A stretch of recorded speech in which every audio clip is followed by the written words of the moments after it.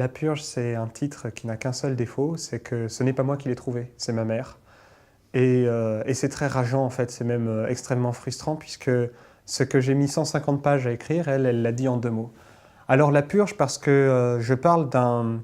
C'est un roman dans lequel je parle d'un milieu extrêmement violent, le milieu de la bourgeoisie pseudo-intellectuelle qui s'accapare la culture, et en particulier la culture classique, et qui méprise tout ce qui n'est pas de son monde, qui le méprise, qui le rejette, qui le brutalise. Et donc, moi, comme j'ai connu les classes préparatoires, le système des grandes écoles, j'en parle, et je parle de ce monde-là, de cette vie-là. Et donc, effectivement, ça a une dimension cathartique. Mais la purge, c'est aussi la purge politique. Le fait de s'assurer que tous ceux qu'on ne veut pas voir arriver, tous les indésirables, soient exclus de ce système. Et c'est vrai que, pour moi, c'est très important que tout le monde puisse lire mon livre. Le but, c'est de faire un roman populaire, un roman qui parle à tout le monde, un roman qui montre la dignité des petits face à l'oppression des puissants.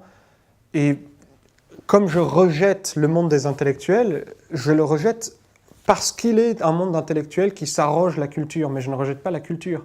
Et donc, j'ai effectivement une écriture qui est très exigeante vis-à-vis de moi-même, mais je fais toujours très attention à ce qu'elle ne soit pas élitiste. Tout le monde peut lire mon livre, tout le monde peut le comprendre, ou du moins en comprendre les tenants et les aboutissants, les plus grands traits. Je ne dis pas que tout le monde comprendra absolument tout. D'ailleurs, moi-même, quand je le relis, il faut bien avouer qu'il y a des choses qui m'échappent. Mais du moins, ce qui est important, c'est que personne, en lisant mon livre, ne se sentira exclu. Le ratat de Madame l'Intendante était une insulte, un abus de confiance, une tentative de meurtre. On nous le baignait, sans autre forme de procès, dans des auges innocentes qu'on vous tendait ensuite avec l'entrain du bovin désabusé, et nous les inspections avec résignation, trop occupés à rendre pour se rappeler avoir faim. Chaque jour enfantait ses délices nouveaux. Des limaces peuplaient les laitues périmées sans pouvoir s'échapper avant d'être mangées. Les légumes baignaient dans 1000 litres d'huile. Le bouillon vous faisait de la conjonctivite. On faisait revenir la viande au micro-ondes. Choux de Bruxelles confits dans une sauce au poivre, salade dépressive noyée de vinaigrette, pommes industrielles calibrées au micron qu'on aurait dit lustrées à la bave de sorcière, et volailles repliées en position fétale était le quotidien de nos papilles en larmes. Depuis tout petit, je gueule « je veux être écrivain », « je veux être écrivain ». Partout où je passe, je dis aux gens que je veux être écrivain. Des profs de français me disent « mais tu veux pas faire un vrai métier plutôt ?» Non, je veux pas faire un vrai métier plutôt, écrivain c'est très bien. Et voilà, on se bat pour ça, on arrache tout avec les dents. On prend les choses de force.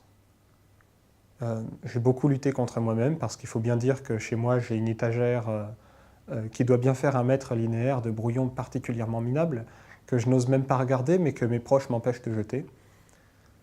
Voilà, on écrit, on réécrit, on réécrit, on tombe amoureux des dictionnaires et des grammaires, et finalement, un jour, on écrit bien.